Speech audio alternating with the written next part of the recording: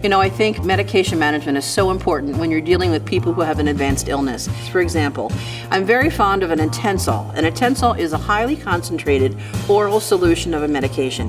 And if you ask me, you're going to a deserted island to practice hospice, and you can only take a 6-pack of medications, what would it be? My 6-pack would be morphine and oxycodone 20 milligram per mil, methadone 10 milligrams per mil, haloperidol, Ativan, and dexamethasone. They all come as this highly concentrated oral solution.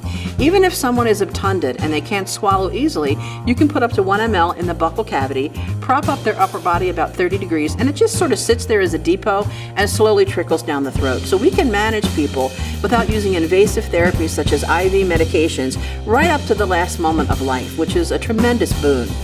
Another important tip, for example, is we have to be mindful of the FDA labeling, for example, with transdermal fentanyl and all the transmucosal fentanyl products that mandate, as well as the long-acting hydromorphone, that a patient must be opioid tolerant before switching to one of those products. Now that's controversial. How do you define opioid tolerance? But the FDA has done that for us and said you can't switch to one of those products until a patient has been on an equivalent of 60 milligrams of oral morphine a day for at least a week, or the equivalent of another opioid. So I think it is important to be mindful of that because we are seeing litigation for practitioners who are not following prescribing information. One of my other personal favorites is, one of my all-time favorite drugs is haloperidol.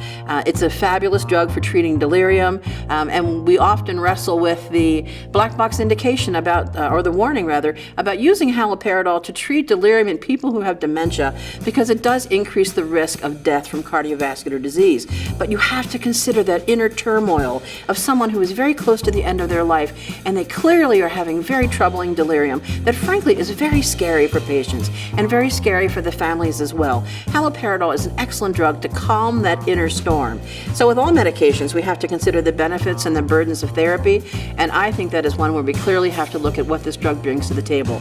Also, it's a fabulous drug to treat nausea and vomiting, garden variety nausea and vomiting at the end of life. So I think it's a drug with a lot of utility. Another important point related to that, however, is one of the pharmaco mistakes I see very often is taking people who have delirium at the end of life, and practitioners will often reach for a benzodiazepine like Ativan. I think that's the #1 mistake that I see because generally what happens is patients have a paradoxical effect and their delirium worsens. So if someone is awake and alert and they're anxious, then you can use a benzodiazepine. But if somebody has delirium, you do not want to use a benzodiazepine. You want to use an antipsychotic drug such as haloperidol or perhaps one of the newer drugs like Seroquel.